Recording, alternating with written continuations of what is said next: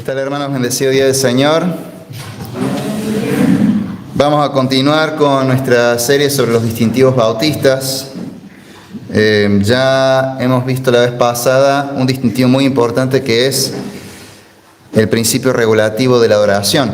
Y básicamente comenzamos hablando de cómo esto deriva de nuestro pasaje central de Jeremías 31, del nuevo pacto que mantiene esta continuidad en cuanto a Dios regula la forma en que Él quiere ser adorado. En el antiguo pacto lo teníamos establecido cuando Él estableció la forma en que debía ser adorado en el tabernáculo, el servicio levítico, el sumo sacerdocio, los sacrificios. Todo eso Dios lo había establecido, lo había regulado, lo había normatizado con su ley, con sus mandamientos, con sus preceptos, porque Dios quería que su pueblo lo adorara de una forma específica y le enseñó al pueblo a hacerlo. Ahora eso continúa en el Nuevo Testamento. De otra manera, los apóstoles o Cristo mismo enseñándonos ciertas cuestiones acerca de la adoración, sobre todo porque para la época en que llega Cristo, el pueblo se había desviado en gran medida en cuanto al tema de la adoración, y hay muchas cuestiones que se hacían para Dios, pero que realmente Dios no aprobaba. Por ejemplo, podemos recordar el diálogo entre Jesús y los fariseos, donde Él confronta el tema de las tradiciones de hombres que se habían agregado para de alguna manera reforzar la observancia de la ley de Dios, pero al final lo que terminan haciendo era invalidar la ley de Dios y cumplir con mandamientos de hombres. Entonces, Cristo corrigió eso y muchas otras cuestiones donde Él lo que está enseñándole al pueblo es la forma correcta de entender lo que Dios había ordenado. A veces, en ciertas corrientes más dispensacionalistas, podemos escuchar interpretaciones donde Jesús dice una cosa y la interpretación que se da es, bueno, acá Él está aboliendo algo. Y en realidad, si prestamos atención, no es que lo está aboliendo, sino que lo está corrigiendo. Ahora, hay momentos donde hay discontinuidad.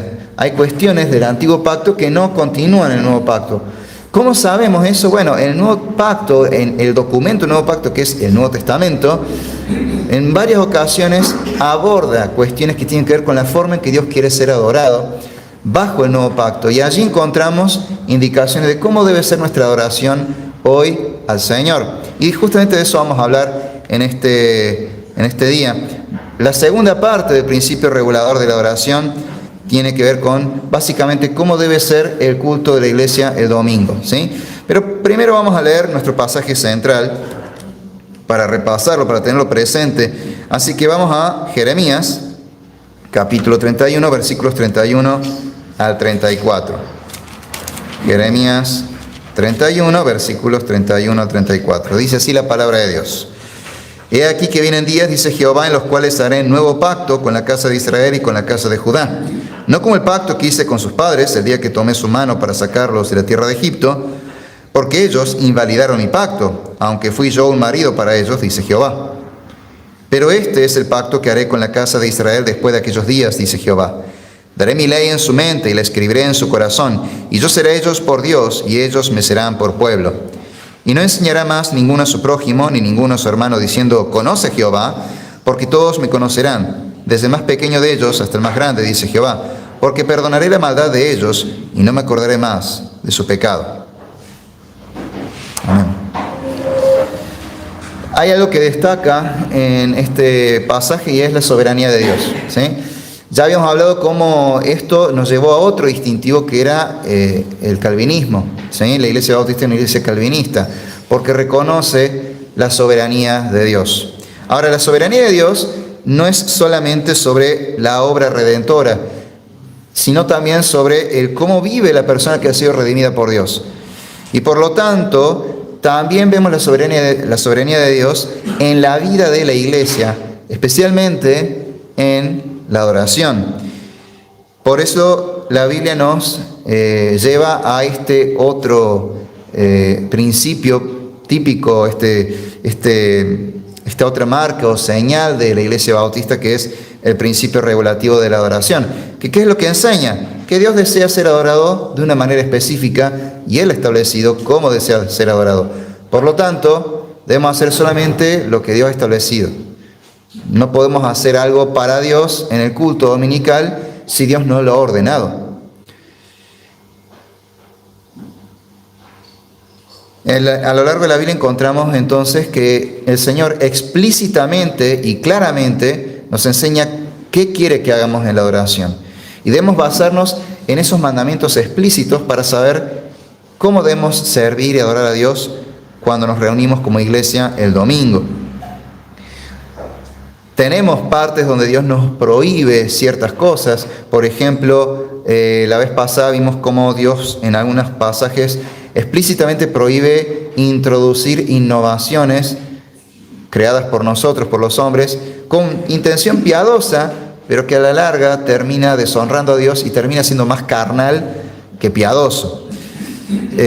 Y a su vez hemos hablado de cómo esta adoración en la iglesia debe ser una adoración reverente, y por lo tanto debemos entender que cuando nos reunimos como iglesia, como en este momento, somos una asamblea que se reúne como santa convocación. ¿Y quién la ha convocado? Dios mismo. Dios nos ha convocado a reunirnos como iglesia para que le adoremos. Esto que estamos viendo en este mismo instante es una santa convocación que Dios estableció.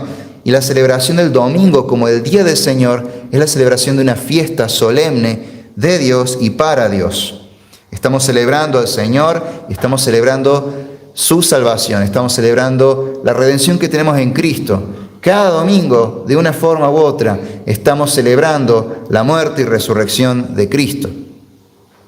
Por eso es que debemos adorar al Señor con temor reverente. A su vez, la palabra de Dios nos enseña que la iglesia es la casa de Dios, la santa casa de Dios.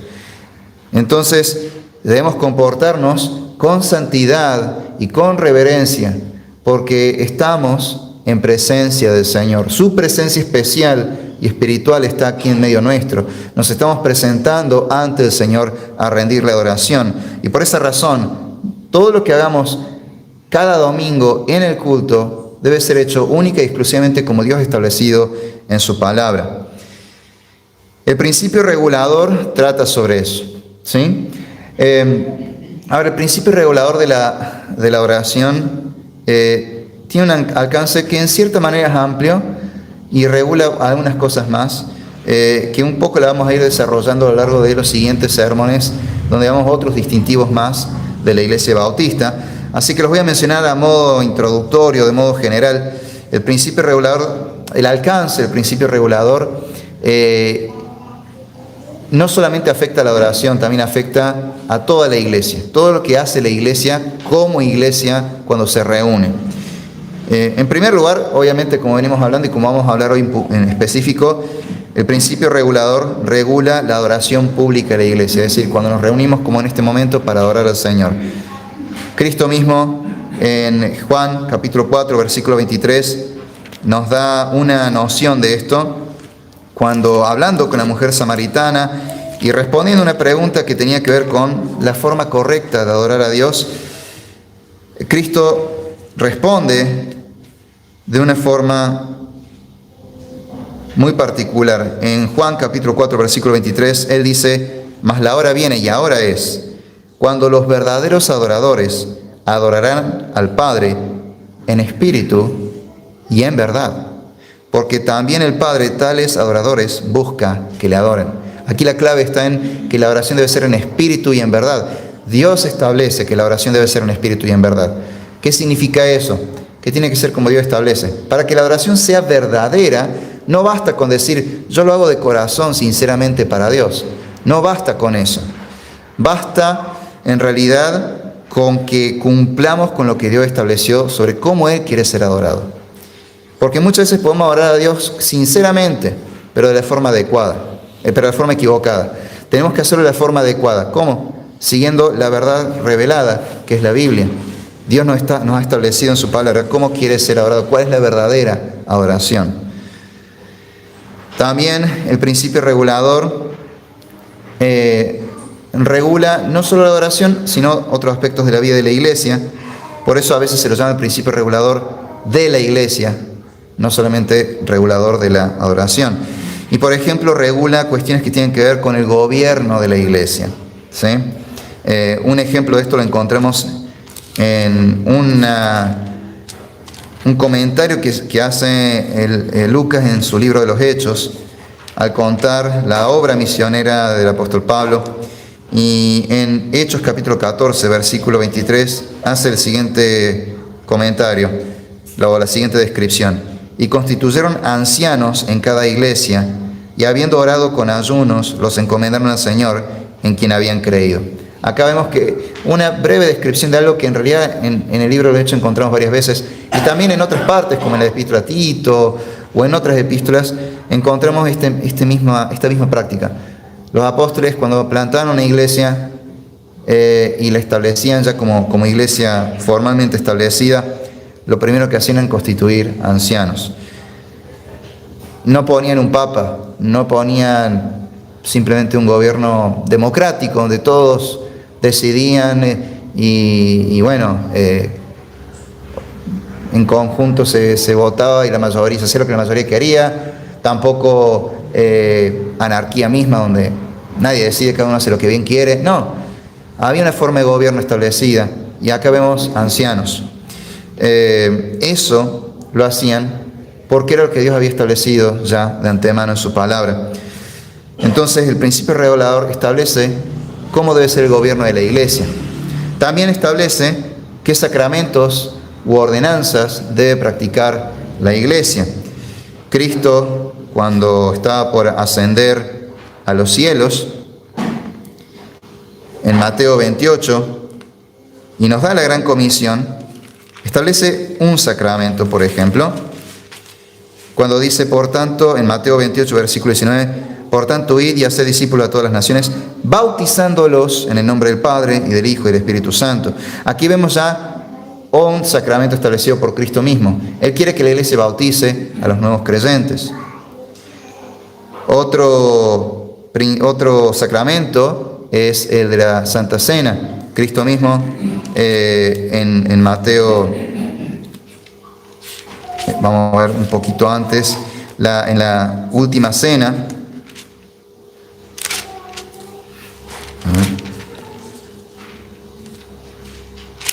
se me perdió el pasaje, acá está, en Mateo 26,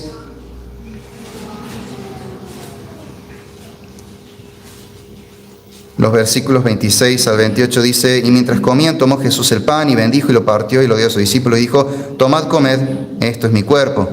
Y tomando la copa y habiendo dado gracias les dio, diciendo, bebed de ella todos, porque esto es mi sangre del nuevo pacto, que por muchos es derramada para remisión de mis pecados. Ahí instituye el otro sacramento que reconoce, que establece Dios en su palabra, que es la Santa Cena. Son los únicos dos sacramentos que la iglesia debe celebrar, los únicos dos sacramentos que Dios estableció en su palabra. Entonces, el principio regulador también nos enseña qué sacramentos debemos tener, qué ordenanzas debemos practicar. Y también tenemos la cuestión de la disciplina de la iglesia. A veces esa cuestión es muy difícil de hablar porque vivimos en una sociedad que prefiere no corregir, no disciplinar. Esto no es algo que solamente ocurre en la iglesia, sino que es algo que ocurre en toda nuestra cultura como nación y afecta en todos los órdenes. Padres que no disciplinan a sus hijos y tenés la educación respetuosa que al final lo único que hace es malcriar a los hijos. Tenés escuelas que no pueden sancionar a los alumnos porque hay un ministerio de educación que exalta cierto libertinaje más que libertad de los estudiantes y no permite que las autoridades escolares pongan orden. Entonces tenemos una sociedad que no disciplina. Ahora eso afecta a los creyentes que llegan a la iglesia pensando la disciplina es mala. Pero Dios en su palabra dice que hay que disciplinar, pero también nos enseña cómo disciplinar y para qué disciplinar. Y por ejemplo tenemos pasajes donde Dios establece esto, por ejemplo en Gálatas 6:1, donde el apóstol Pablo, cuando le escribe a la iglesia, le dice, hermanos, si alguno fuese sorprendido en alguna falta, vosotros que sois espirituales, restauradle con espíritu de mansedumbre, considerándote a ti mismo, no sea que tú también seas tentado. ¿Qué está diciendo? Que lo disciplinen. Ahora, ¿cuál es el propósito de la disciplina? Restaurar al hermano. Por eso dice, restáurenlo. Pero para restaurar hay que hacer un llamado de atención, hay que disciplinar.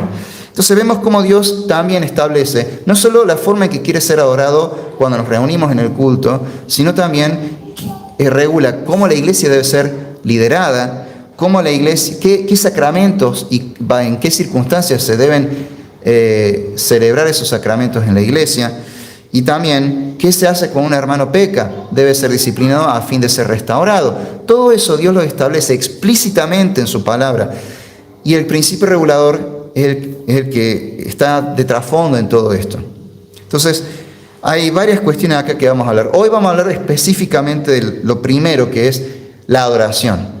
En los siguientes domingos, en los siguientes distintivos, veremos el gobierno de la iglesia, la disciplina y los sacramentos. Así que entremos de lleno a cómo se ve todo esto en la práctica, en la adoración pública de la iglesia cada domingo. Cómo debemos adorar a Dios cada domingo cuando nos reunimos. Para eso vamos a ir a otro pasaje que nos va a servir de modelo. Y está en el libro de Hechos, capítulo 2, versículos 41 al 47. Es una descripción de la iglesia primitiva tras la llegada del Espíritu Santo en Pentecostés y la predicación del apóstol Pedro y una conversión masiva. Y entonces Lucas, el autor de Hechos, nos describe la vida de la iglesia y básicamente nos está describiendo algo que es un resumen de lo que vemos, de cómo debe lucir la iglesia. Dice así Hechos capítulo 2, versículos 41 al 47. Así que los que recibieron su palabra fueron bautizados y se añadieron aquel día como 3,000 personas y perseveraban en la doctrina de los apóstoles, en la comunión unos con otros, en el partimiento del pan y en las oraciones. Y sobrevino temor a toda persona y muchas maravillas y señales eran hechas por los apóstoles. Todos los que habían creído estaban juntos y tenían en común todas las cosas. Y vendían sus propiedades y sus bienes y lo repartían a todos según la necesidad de cada uno. Y perseverando unánimes cada día en el templo y partiendo el pan en las casas, comían juntos con alegría y sencillez de corazón, alabando a Dios y teniendo favor con todo el pueblo. Y el Señor añadía cada día a la iglesia los que habían de ser salvos. ¿Qué elementos encontramos acá? Pues encontramos de vuelta el bautismo, la predicación de la palabra, el partimiento del pan, que es una referencia a la Santa Cena, la comunión entre hermanos. Básicamente encontramos una descripción de lo que se vive cada domingo o lo que debería ser cada domingo.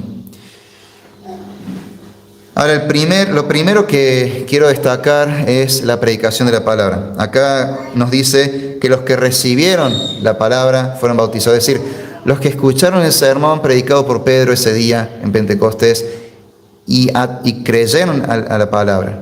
Lo que primero que encontramos acá es una actividad que se debe hacer en la iglesia, es predicar la lectura y la predicación de la palabra.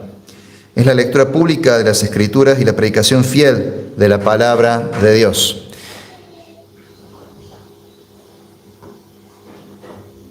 Predicar va más allá de simplemente planifico unas palabras lindas para dar el domingo. Y alguna vez escuché a alguien decir que el domingo es para sermón, no para estudio bíblico. Yo no estoy de acuerdo con eso. Porque el sermón debe ser un estudio bíblico profundo. Sí, obviamente tenés estudios bíblicos más profundos, obviamente, porque en un sermón tenés un tiempo determinado, pero obviamente el sermón quizás no va a ser tan exhaustivo como un tiempo de estudio bíblico en la semana, pero el sermón de por sí debe ser un estudio bíblico, por varias razones. Una, no todos asisten a un estudio bíblico de la iglesia hecho en la semana. No todos estudian la Biblia en su casa. Entonces el sermón tiene que ser sustancioso, tiene que ser profundo, tiene que ser de calidad, tiene que ser un estudio bíblico. A su vez, El sermón no es que surge de el pastor manejando a la iglesia y mientras va manejando dice, ¿de qué voy a hablar? Voy a hablar del amor de Dios. Voy a usar Juan 3:16. Y llega acá y dice, bueno hermanos, ahora vamos a subir en Juan 3:16, vamos a hablar del amor de Dios. No. El sermón que cada pastor predica cada domingo es fruto de un estudio bíblico que el pastor estuvo haciendo durante varios días, a veces más de una semana. Por ejemplo, esta serie sobre los distintivos están preparados desde fines del año pasado. Y los terminé varias semanas después de que naciera mi hijo, o sea, me llevó tiempo. Y a su vez tengo que repasarlo en mi casa antes de venir acá, y no una hora antes, sino en la semana, en los tiempos libres. Entonces, el sermón que uno predica, a su vez, es fruto de un estudio bíblico, por lo cual, naturalmente, el sermón ha de ser profundo y debe ser profundo para alimentar a la iglesia con alimento sólido, para que la iglesia sea edificada, para que la iglesia crezca y se parezca cada vez más a Cristo, porque ese es el objetivo del sermón, que las personas conozcan a Cristo y maduren en su fe y lleguen a ser imitadores de Cristo. Un sermón hecho así nomás no logra nada de eso. Además es importante que parte del sermón consiste en leer la Escritura expositivamente, que el pueblo escuche la palabra de Dios. Por eso es importante también que se predique sobre todos los libros de la Biblia, sobre cada versículo, no solamente un tema. No está nada mal con la predicación temática. Esta serie de sermones sobre los distintivos es una predicación temática, pero la verdad es que no exploramos toda la Biblia y tenemos que leer toda la Biblia porque así Dios lo ha establecido. 1 Timoteo capítulo 4 versículo 13 lo establece de una forma contundente. 1 Timoteo capítulo 4 versículo 13 lo da en forma de mandamiento. Dice, entre tanto que voy, ocúpate en la lectura, la exhortación y la enseñanza. Es decir, el predicador, el pastor debe leer públicamente las Escrituras y luego las debe exponer o explicar y así enseñar al pueblo. No es solamente decir, esta es una verdad bíblica, por ejemplo, vamos a tal versículo y ahí ven, acá dice que es así, sino que hay que leer el texto en contexto, dejar que la Biblia hable primero y después uno explicarlo. Entonces la lectura pública de las Escrituras es parte de lo que Dios ha ordenado que se debe hacer. Se debe leer el texto de las Escrituras completo. Y eso debe ir acompañado por una predicación fiel y expositiva de la palabra de Dios. 2 Timoteo capítulo 4 versículo 2 nos deja una cara muy grande a los predicadores. Te encarezco delante de Dios y del Señor Jesucristo, que juzgará a los vivos y a los muertos en su manifestación y en su reino, que prediques la palabra, que instes a tiempo y fuera de tiempo, redarguye, reprende, exhorta con toda paciencia y doctrina. Nos habla a los predicadores de nuestro deber de predicar fielmente, de discipular fielmente, de incluso dar consejería bíblica. ¿Pero por qué? Porque vamos a rendir cuenta ante el Señor. Te encarezco delante de Dios y del Señor Jesucristo, que juzgará a los vivos y a los muertos. Un día rendiremos cuenta al Señor y Él nos va a decir, ¿por qué no predicaste fielmente mi palabra? Los predicadores, los pastores, debemos predicar la palabra, no dar nuestra opinión, no dar lo que nos gusta de la palabra, sino predicar la palabra fielmente. La predicación fiel de la palabra de Dios es establecida, ordenada por Dios en su palabra explícitamente. Es algo que no podemos obviar. Y debemos tener mucho cuidado de estar basándonos en algo que no sea la Biblia cuando predicamos.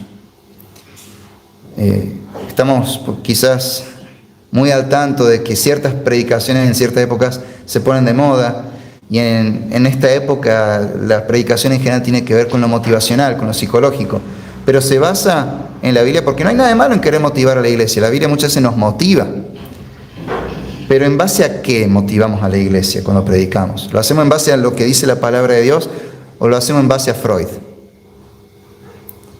Si me baso en algo externo a la Biblia, no estoy haciendo lo que dice acá, predicar la palabra. Yo debo predicar la palabra, y si justo el pasaje que me toca predicar hoy le da aliento a la iglesia, gloria a Dios, gracias al Señor. Pero a veces voy a predicar la palabra y me va a tocar un texto que lo que quiere es corregir a la iglesia. Y también gloria a Dios y gracias al Señor por eso. Debemos tener cuidado de qué estamos predicando. Y asimismo, la iglesia tiene el deber de escuchar la palabra de Dios, por lo cual también pone al resto de la iglesia en un compromiso, en un deber delante de Dios. Debemos tener cuidado con qué es lo que escuchamos. Dios también explícitamente ha ordenado que debemos oír la palabra de Dios, que es leída y predicada fielmente. Vamos a un ejemplo de esto en Éxodo capítulo 24, versículo 7. Éxodo 24, 7 es el momento, la situación es la siguiente: Dios descendió al monte Sinaí, dio los 10 mandamientos, el pueblo escuchó, Moisés está sellando el pacto con unos sacrificios y el pueblo hace la siguiente declaración. Ocurre lo siguiente: y Moisés tomó el libro del pacto y lo leyó a oídos del pueblo, el cual dijo: haremos todas las cosas que Jehová ha dicho y obedeceremos. Lo primero que acá es que vemos que alguien lee la palabra revelada, la palabra de Dios, alguien que lee las escrituras y un pueblo que oye.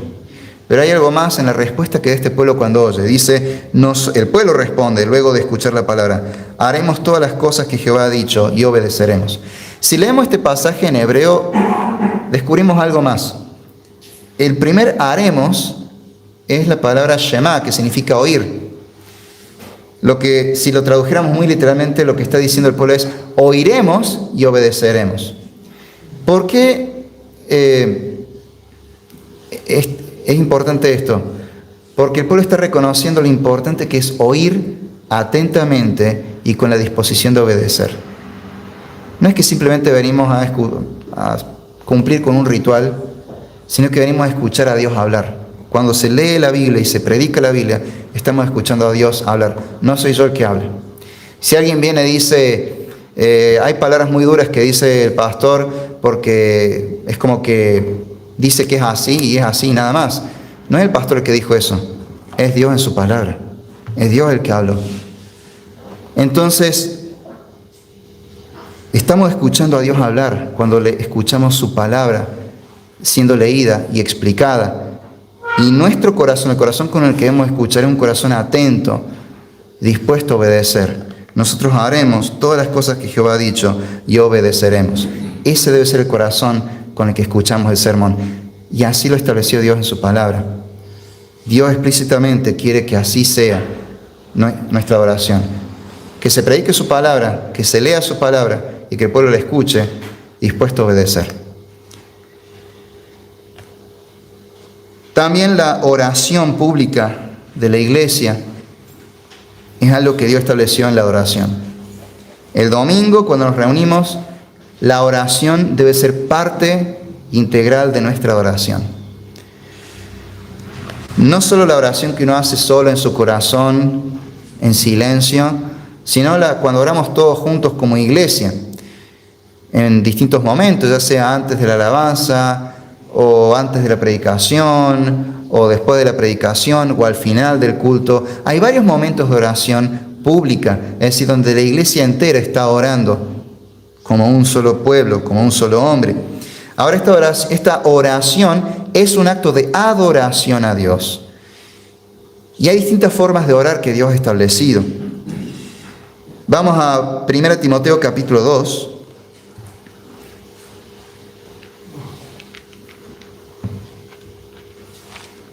Versículos 1 y 2. 1 Timoteo capítulo 2, versículos 1 y 2. Exhorto ante todo a que se hagan rogativas, oraciones, peticiones y acciones de gracias por todos los hombres, por los reyes y por todos los que están en eminencia, para que vivamos quieta y reposadamente en toda piedad y honestidad. Acá encontramos que Pablo dice, quiero que la iglesia ore. Pero no se limita a decir, quiero que la iglesia ore. De pronto empieza a nombrar muchos sinónimos, ¿verdad? Que hagan rogativas, oraciones, peticiones, acciones de gracias. Uno dice, che, qué redundante, ¿por qué tanto? Ya entendí la idea, Pablo. ¿Querés que oremos? Está clarísimo. Sí, pero no es solamente que quiere que oremos, sino que nos enseña cómo orar. Hay distintos tipos de oraciones. Rogar, pedir, acción de gracias, agradecer al Señor. Básicamente hay oraciones que son de invocación, hay oraciones que son de confesión, hay oraciones que son de acción de gracias, hay oraciones que son de intercesión. Todo ese tipo de oraciones que están acá establecidas son las que debemos incluir en la iglesia. Debemos orar invocando al Señor que Él bendiga esta reunión, que bendiga la exposición de su palabra. Estamos invocando, estamos de alguna manera dirigiéndonos, es nuestra primera dirección hacia Él. Nos dirigimos a Él llamándolo y pidiendo que bendiga el culto y todo lo que haremos en el culto. La invocación es parte de esa adoración, de esas oraciones. La confesión es importante cuando rogamos. La rogativa es ese momento cuando estamos implorando al Señor que nos perdone, cuando confesamos nuestros pecados. La iglesia debe tener su momento de oración, de confesión de pecados, lo cual no significa que cada uno va a pasar al frente a decir, Señor, perdóname porque, no sé, adulteré, y pronto toda la iglesia se enteró que adulteraste, sino que hay una anécdota que tengo sobre eso, pero no quiero perder tiempo. Pero conozco a alguien que hizo algo así. No es esa la idea, pero sí la idea de que como iglesia oremos diciendo, Señor, perdona nuestros pecados para que podamos adorarte en este domingo con un corazón puro. Esa es oración sencilla, hecha de corazón. Y cada uno en su mente reconociendo y confesando su pecado al Señor. Esa es una oración de confesión, una rogativa que es parte de la oración de la iglesia. La acción de gracias. La iglesia debe agradecer por las bendiciones que Dios nos ha dado a lo largo de la semana. Y cuando nos habla de oraciones o de peticiones, son no solamente lo que pedimos al Señor para nosotros, sino cuando intercedemos por nuestros hermanos, pidiendo por un hermano, ya sea por su sanación o por una circunstancia por la que el hermano está pasando. La iglesia debe orar también los unos por los otros cuando se reúne. Parte de las oraciones que hacemos cada domingo acá deben incluir estos temas. ¿Sí? El invocar a Dios y pedir su bendición, el darle gracias al Señor por sus bendiciones, el confesarnos ante Él y pedirle perdón, y el orar unos por otros.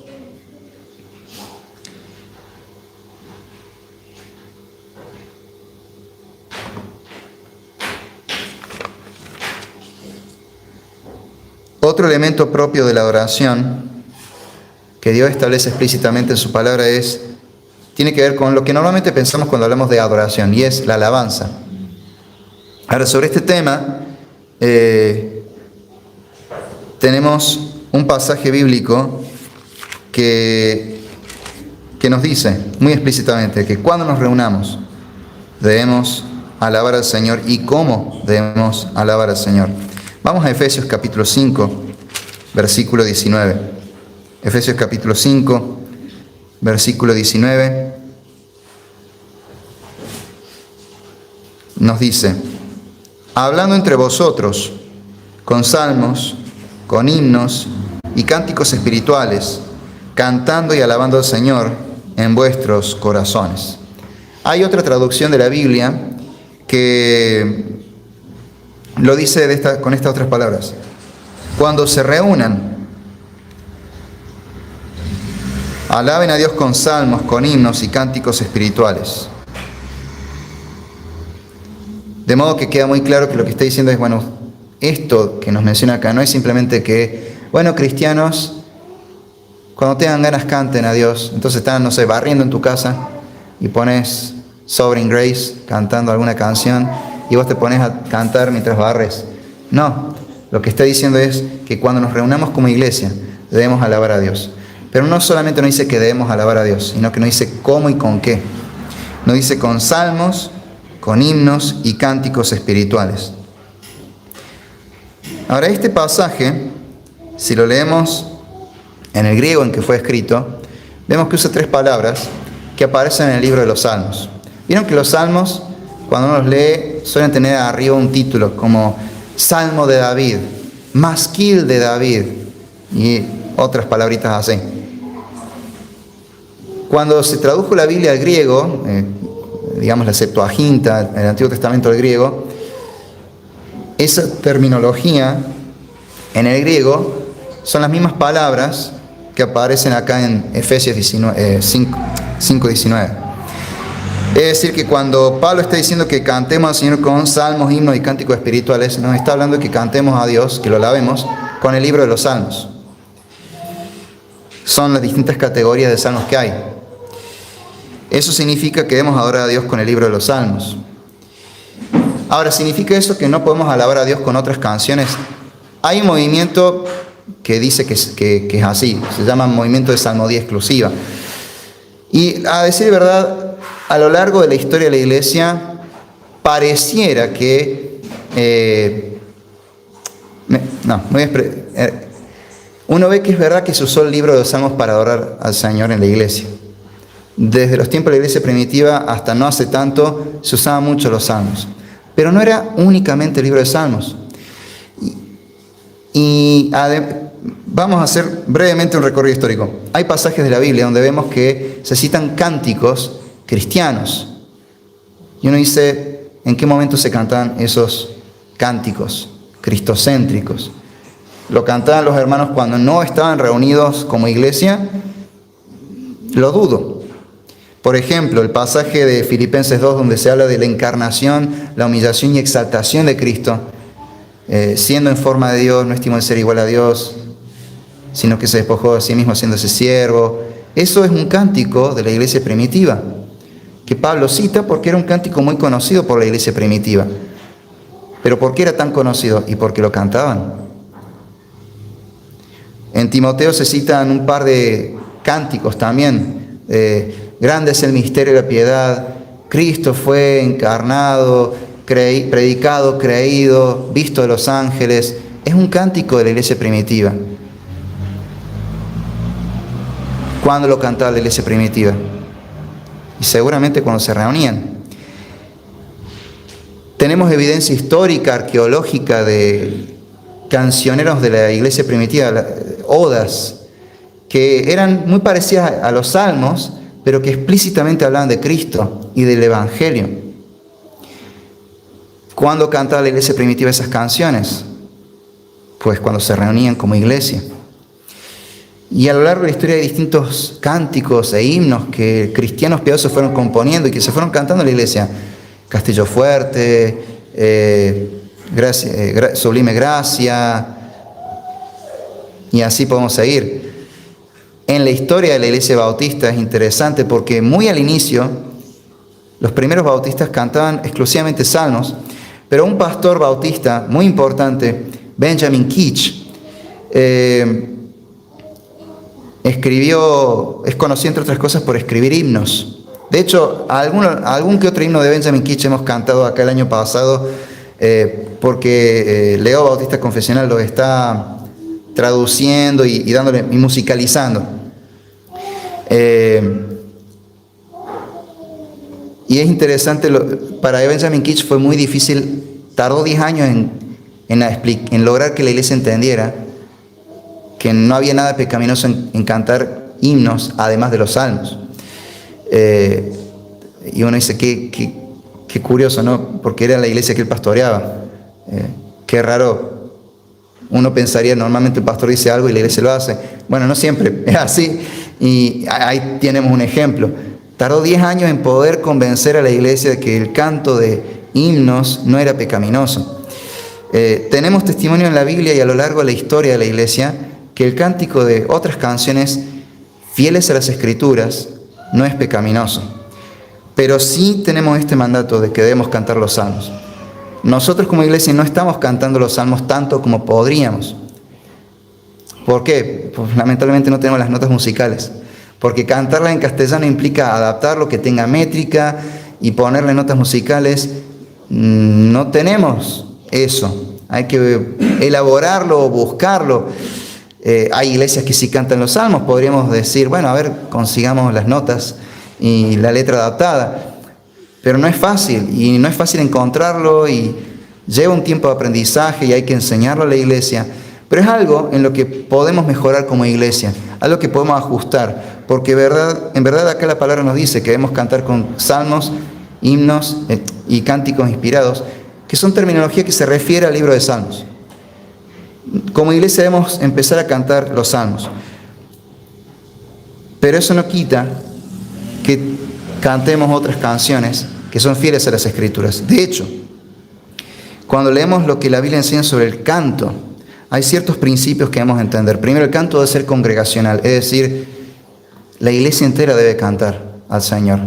No es que ponga un coro y canta el coro y la iglesia simplemente disfruta de la música, o que canten nada más los músicos que están acá. La iglesia entera debe cantar al Señor. Dios quiere que su pueblo le cante, que toda la congregación le cante. Ahora, estas canciones deben ser doctrinales, es decir, deben enseñar palabra de Dios y deben, por ende, ser fieles a la palabra de Dios. En ese sentido, cantar los salmos te da una garantía que cantar otras canciones no te da. Si cantas los salmos, estás seguro que estás cantando algo inspirado por Dios y que no va a tener errores doctrinales. Cuando cantas una canción hecha por un cristiano más, por más piadoso que sea ese cristiano, por más bien intencionado que sea, puede que sus canciones tengan errores y tengamos que modificar la letra para que sean fieles a las Escrituras. Por eso una manera efectiva de hacerlo es cuando un cantante compone canciones basándose explícitamente en versículos de la Biblia, que es algo que caracteriza, por ejemplo, a Sovereign Grace, que muchas de sus canciones son en realidad versículos bíblicos cantados. De esa manera te asegura de que no vas a decir ninguna herejía en el canto. Pero no siempre pasa eso. Por eso, cuando se hacen canciones o cuando elegimos qué canciones cantar, debemos asegurarnos de que sean doctrinalmente fieles a las Escrituras. Y por último, nuestro canto debe ser reverente. ¿Por qué? Porque estamos ante el Señor. Entonces nuestra adoración debe ser con reverencia. Nuestras canciones y la actitud que tenemos al cantar debe ser reverente. Eso nos lleva a una cuestión. ¿Qué ritmo o estilo musical vamos a usar? Y el tema de la danza, por ejemplo, son cosas que no cuadran con la reverencia. Vamos a decirlo así. ¿Cómo se sentirían ustedes si de pronto las canciones que se cantaran fuesen reggaetón? No me lo imagino a Mari haciendo un perreo mientras hablaba. O sea, uno diría, eso es totalmente desubicado. No cuadra con la situación en la que estamos. Estamos en la iglesia, adorando al Señor con reverencia. Esto no cuadra. Está desubicado. Y sí, porque no es reverente. Tenemos que ser muy prudentes y discernir qué ritmos musicales, qué estilos son apropiados. No todo vale lo mismo.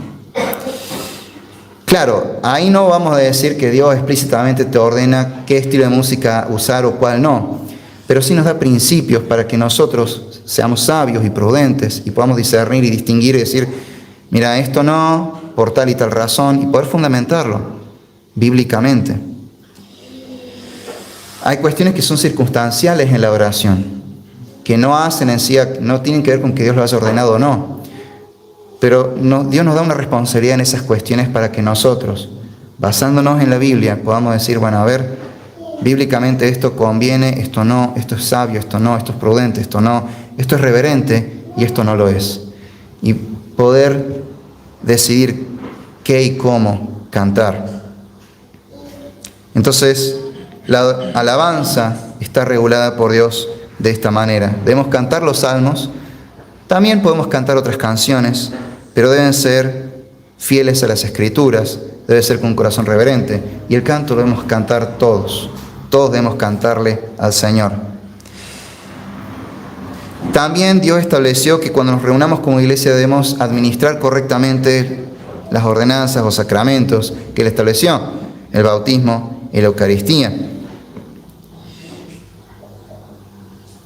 Ya hemos leído estos pasajes del bautismo, cuando el Señor establece en la Gran Comisión que debemos bautizar, y también el tema de la Santa Cena. Pero quiero que leamos un versículo en particular que tiene que ver con la Santa Cena, que está en 1 Corintios, capítulo 11, de los versículos 23 al 29.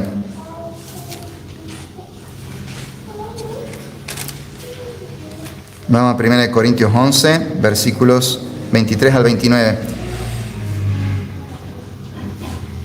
Acá Pablo le está diciendo a los corintios cómo debe ser la cena del Señor cuando la iglesia se reúne. Y dice: porque yo recibí del Señor lo que también os he enseñado, que el Señor Jesús, la noche que fue entregado, tomó pan, y habiendo dado gracias, lo partió y dijo: tomad, comed, esto es mi cuerpo, que por vosotros es partido. Haced esto en memoria de mí. Asimismo tomó también la copa después de haber cenado, diciendo: esta copa es el nuevo pacto en mi sangre. Haced esto todas las veces que la bebiereis en memoria de mí. Así que todas las veces que comiereis este pan y bebiereis esta copa, la muerte del Señor anunciáis hasta que Él venga. De manera que cualquiera que comiere este pan o bebiere esta copa del Señor indignamente, será culpado del cuerpo y de la sangre del Señor. Por tanto, pruébese cada uno a sí mismo y coma así del pan y beba de la copa. Porque el que come y bebe indignamente, sin discernir el cuerpo del Señor, juicio come y bebe para sí. Por un lado, tenemos que se nos establece que debemos celebrar la cena del Señor y que se debe hacer en memoria del sacrificio de Cristo, de su muerte y resurrección para redimirnos. Cristo dio la vida por su pueblo para liberarnos del pecado y quiere que celebremos esta Santa Cena como un recuerdo, una celebración de ese sacrificio que hizo por nosotros, a quienes Él ha salvado. La Santa Cena es básicamente el Evangelio hecho visible a través del pan y del vino. Y ahí tenemos otra cuestión. Dios establece cómo celebrar la Santa Cena: con pan y vino, no con torta y Coca-Cola. Y hay iglesias que lo hacen así, pero eso va en contra de lo que Dios estableció. Dios estableció que debe ser hecho con pan y vino. A su vez, establece cómo celebrarla, quiénes pueden celebrarla. Y habla de personas que se cuidan de participar indignamente, que nadie indigno debe participar. ¿Y quién sería digno? Pues alguien que puede celebrar lo que está representado en este pan y en este vino, lo que se está haciendo, lo que se está recordando, que es la redención. Una persona que no ha sido salvada por Cristo, que todavía no se arrepintió de sus pecados ni puso su fe en Jesús, no puede celebrar la Santa Cena. Porque ¿qué está celebrando si él mismo no fue salvo? La Santa Cena es la celebración de la salvación para uno. Si no sos salvo, ¿qué estás celebrando al participar de la Santa Cena? No tiene sentido. El tema es que si participamos de la Santa Cena sin ser salvos, juicio comemos y bebemos para nosotros. Una persona que no es creyente no debe tomar la Santa Cena. Un creyente, un cristiano, sí debe tomar la Santa Cena. Ahora, cuando leemos un poco más en Corintios sobre lo que pasaba en Corintios, vemos que Pablo asocia el tema de la Santa Cena con otro tema más, que era las rivalidades que había entre hermanos. Y los reprende, les dice: por eso ustedes están enfermos. Por eso algunos de ustedes incluso se mueren, porque estando peleados entre hermanos en Cristo, participaron de la Santa Cena indignamente. Estando en pecado, participaron de la Santa Cena indignamente. Y comieron y bebieron juicio para sí. Entonces, un cristiano debe participar de la Santa Cena, pero ese cristiano debe estar en comunión con Dios y en comunión con sus hermanos. Un cristiano que está viviendo en pecado, en secreto, no debe participar de la Santa Cena, porque no está en comunión con Dios.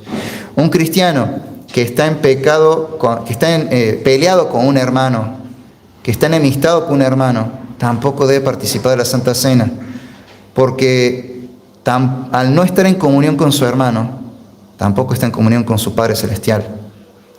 Entonces, ¿quién puede participar de la Santa Cena? Una persona que realmente haya creído a Jesucristo y se haya bautizado, que esté en paz con Dios y que esté en paz con su hermano. Pero si hay pecado oculto, o está peleado con un hermano, o no está bautizado, no debe participar de la Santa Cena. Si lo hace, está comiendo y bebiendo juicio para sí mismo. Y esto es serio, porque estamos hablando de que Dios estableció esto y quiere que esto sea parte de la oración a Él con reverencia. El hacerlo siguiendo, sin seguir los lineamientos de Dios, es ofrecer a Dios un sacrificio de fuego extraño. En el Antiguo Testamento tenemos 2 hijos de Aarón, sacerdotes, que ofrecieron a Dios un fuego que Dios no había ordenado. ¿Y qué pasó? Dios de inmediato los consumió en fuego, los quemó vivos. En el Nuevo Testamento tenemos que en la iglesia primitiva había alguien que trajo una ofrenda, un matrimonio que trajo una ofrenda, diciendo esto es todo lo que tenemos. Y era mentira, y querían hacerlo para manipular y hacerse ver, lo hacían con orgullo, esperando algún favor de parte de Dios. ¿Qué es lo que obtuvieron a cambio? La muerte. Dios les quitó la vida de inmediato. Y en Corintios había gente que participaba indebidamente. Gente que no debía participar de la Santa Cena estaba participando de la Santa Cena y se estaba enfermando o se estaba muriendo. Se trata de algo serio. Por ahí lo tomamos como que bueno, es solo simbólico, pero no. Es un medio de gracia. Está la presencia del Señor en medio nuestro y Él quiere que este acto de adoración que es la Santa Cena sea hecho con reverencia y siguiendo lo que Dios ha establecido. También hay otro elemento de la oración que son las ofrendas. Y estas ofrendas son ofrendas voluntarias. Ahí mismo en 1 Corintios capítulo 16, versículos 1 y 2, se nos establece, por ejemplo, cuándo ofrendar. Dice, en cuanto a la ofrenda para los santos, haced vosotros también de la manera que ordené en las iglesias de Galacia. Cada primer día de la semana, cada uno de vosotros ponga aparte algo, según haya prosperado, guardándolo para que cuando yo llegue no se recojan entonces ofrendas. ¿Qué es lo que está diciendo? Que cada primer día de semana, que es el domingo, porque el domingo en realidad es el primer día de la semana, la iglesia debe ofrendar. Y esa ofrenda es para el sostén de la iglesia. ¿Con qué corazón debe ser ofrendado? ¿O cuánto debe ofrendar uno? Según lo que Dios lo haya prosperado a cada uno. Hay meses que das más, hay meses que das menos. Eso es, digamos, libre. Pero Dios quiere que ofrendemos. La ofrenda es un mandamiento de Dios, no es una opción. A veces cuando se trata del tema de las ofrendas tenemos 2 posturas y las 2 no son bíblicas. Hay una que dice, vos diezmá y ofrendá y pactá, y la otra dice, no hay que diezmar. En ambos casos hay un corazón carnal. En uno hay un amor en los dos hay amor por el dinero, pero en uno es, den para que yo después sustraigo de la bolsa y me lo quedo. Y el otro dice, no den porque yo soy tacaño y no quiero dar, porque amo el dinero. Ambas posturas no son bíblicas. Dios ordena en su palabra que ofrendemos. No es una opción, es un mandamiento del Señor. ¿Cómo adoro a Dios? También lo adoro ofrendando. Lo adoro con mi dinero cuando lo ofrendo al Señor. ¿Cuánto debo dar? Según Dios te haya prosperado. ¿Te dio este mes mucho? Gracias a Dios. Da mucho. ¿Te dio menos? Gracias a Dios te dio. Da lo que tengas, lo que puedas. No hay un mandamiento de un monto específico en el nuevo pacto. La misma idea encontramos en 2 Corintios 9, versículos 6 al 7. Pero esto digo, el que siembra escasamente también segará escasamente, y el que siembra generosamente, generosamente también segará. Cada uno dé como propuso en su corazón, no con tristeza ni por necesidad, que esto también se puede traducir como por obligación, forzadamente, porque Dios ama al dador alegre. Entonces, debemos ser generosos, nos dice acá, y ofrendar al Señor con generosidad, no con tacañería. Revisemos nuestro corazón al momento de ofrendar. Porque a veces ofrendamos, pero ¿con qué corazón? ¿Con amor al dinero o realmente con generosidad dentro de lo que podemos dar? Porque realmente estamos amando al Señor y damos libremente. ¿O hay algo en nuestro corazón que nos dice, no me animo, sé que puedo dar más, pero no me animo a dar tanto porque no sé si después, si no, ¿qué pasa si no llego a fin de mes? ¿O qué pasa si el mes que viene no tengo tanto? O la razón que sea. Revisemos nuestro corazón, que no haya amor al dinero, que no haya tacañería. Dios dice que seamos generosos, pero también nos dice que debe ser una ofrenda voluntaria y que dé cada uno como propuso en su corazón. Cada uno haga sus números en casa y diga, bueno, este mes puedo dar un poco más, o no, este mes no puedo dar tanto como quisiera, daré tanto. Tenemos que cada uno sentarnos en nuestra casa, hacer las cuentas y decir, bueno, tengo que cumplir con el Señor. Así como le pago impuesto al gobierno, yo le tengo que pagar al Señor mi ofrenda. A ver cuánto puedo realmente. Y hacerlo con alegría, de corazón. Con un corazón piadoso.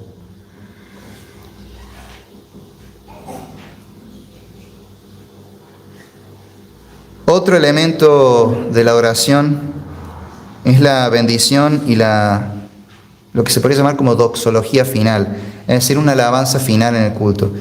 Como podrán ver, estamos yendo en el culto por orden, ¿sí? En cierta manera estamos hablando de los elementos del culto, pero también siguiendo un orden.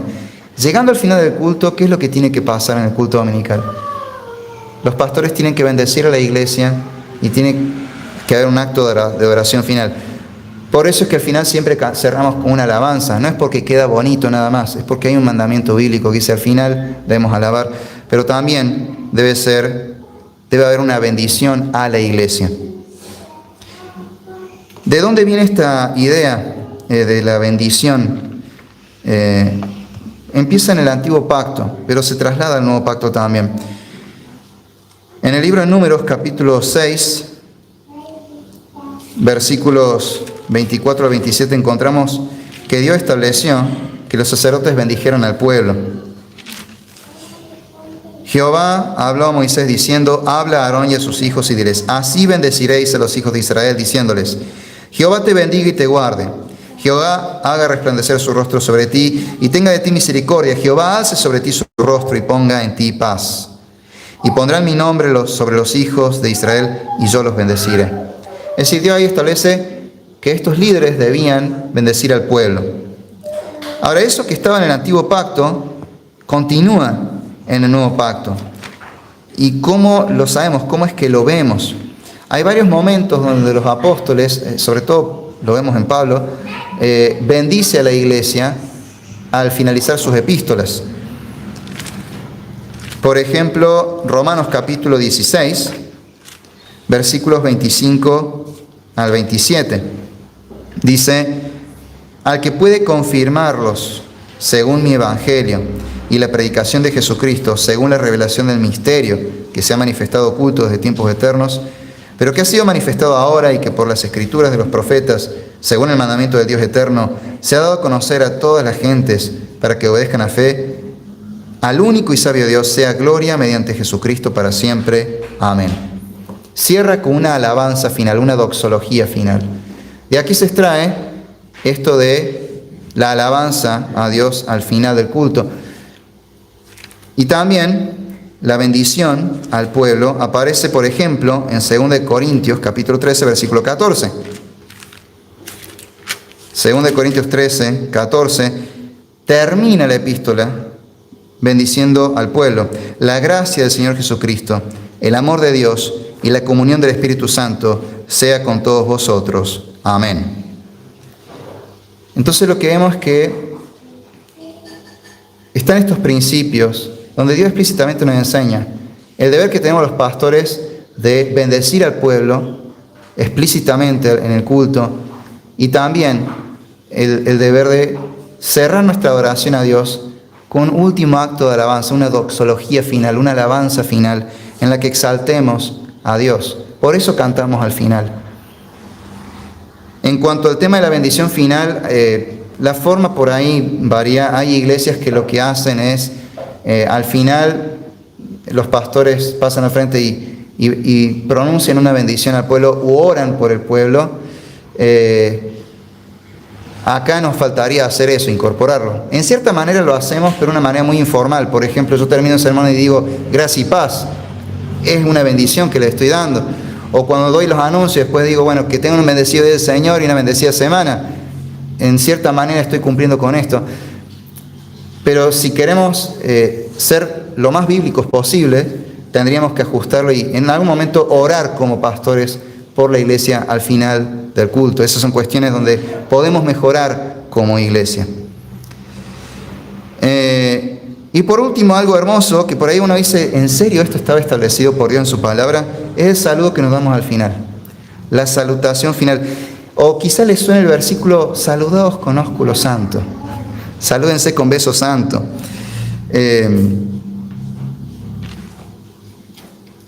Vamos a un par de pasajes y con esto terminamos. Romanos 16, versículo 16, dice, saludaos los unos a los otros con ósculo santo. Os saludan todas las iglesias en Cristo. Parece gracioso, ¿no? Dios quiere que al final del culto también nos saludemos entre nosotros cordialmente, como hermanos, ¿sí? Es parte de la comunión que se vive como hermanos. Porque en el momento de reunirnos como pueblo, no solamente estamos adorando a Dios, también estamos teniendo comunión con Dios y unos con otros. Entonces lo más lógico sería que nos saludemos con amor, con un beso, con un abrazo en Cristo. Estos son los elementos que deben estar en la oración a Dios en el culto dominical, que Dios explícitamente establece en su palabra. Él quiere que se lea la Escritura, que se predique fielmente la Escritura, que el pueblo escuche atentamente, con fe y dispuestos a obedecer la Escritura, que el pueblo ore de todas las maneras posibles al Señor, pidiendo perdón, intercediendo unos por otros, dando gracias. También que cantemos al Señor con canciones, que toda la congregación cante al Señor con canciones bíblicas, ya sea que cantemos los salmos o que cantemos canciones que se basan y buscan ser fieles a las Escrituras. Que le adoremos con reverencia, que celebremos los sacramentos, que ofrendemos voluntaria y alegremente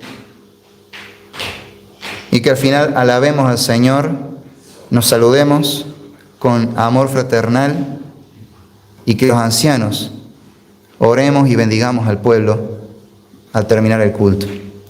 Así quiere Dios que sea el culto dominical. Gracias a Dios, nuestro culto es así, con algún que otro detalle que podemos mejorar. Y los animo a que podamos mejorar en esas cosas. Pero ahora quizás también entendemos por qué hacemos lo que hacemos. No es simplemente que a alguien se le ocurrió hacer el culto de esta manera y bueno, quedó así por tradición, sino que hay un Dios que dice, yo quiero ser adorado de una manera específica. Y Él nos enseñó cómo quiere ser adorado. Ahora adoremos a Dios como Él quiere que lo adoremos. Estamos en presencia de un Dios santo, justo y amoroso. Adorémosles a Él tal como Él quiere. Ahora, no todo el que viene a la iglesia quizás puede decir, realmente me reconozco como un adorador de verdad. Dios quiere adoradores que adoren en espíritu y en verdad. Pero si Dios no te ha salvado, no podés adorar en espíritu y en verdad, porque tu espíritu está muerto. Y no podrás adorar a alguien a quien no amas, que no te ha redimido todavía, alguien a quien no conoces. Tenés que saber que sos pecador, que sos desobediente a Dios.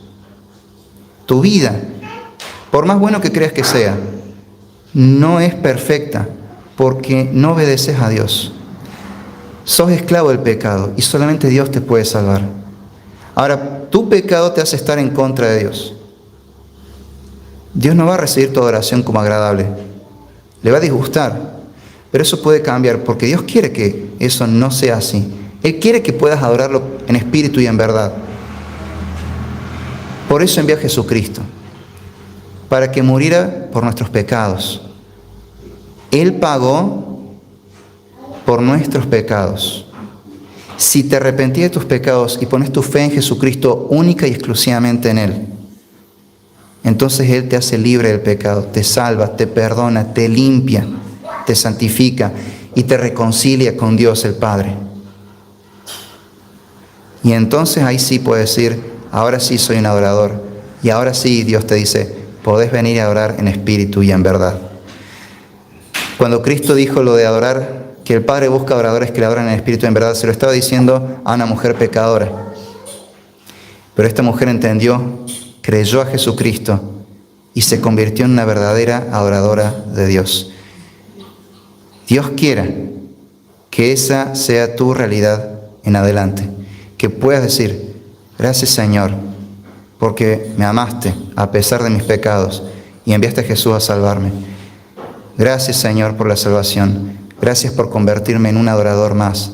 Permite que te adore en espíritu y en verdad. Oremos.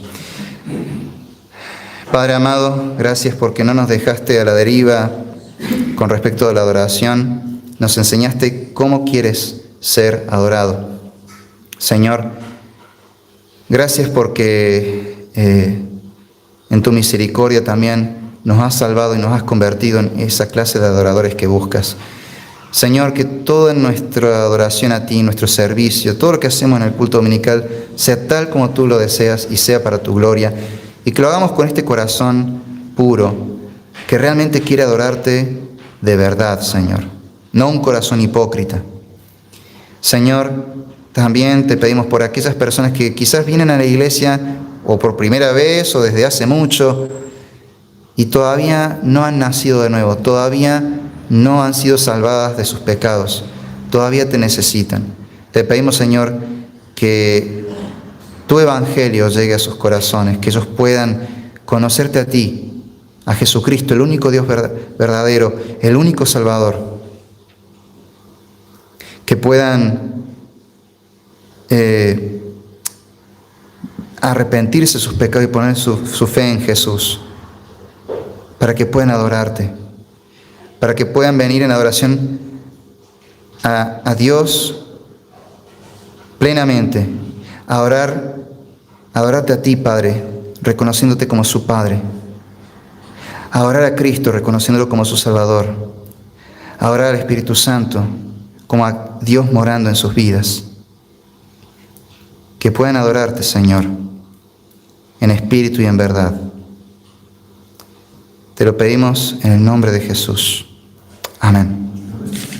Gracias y paz.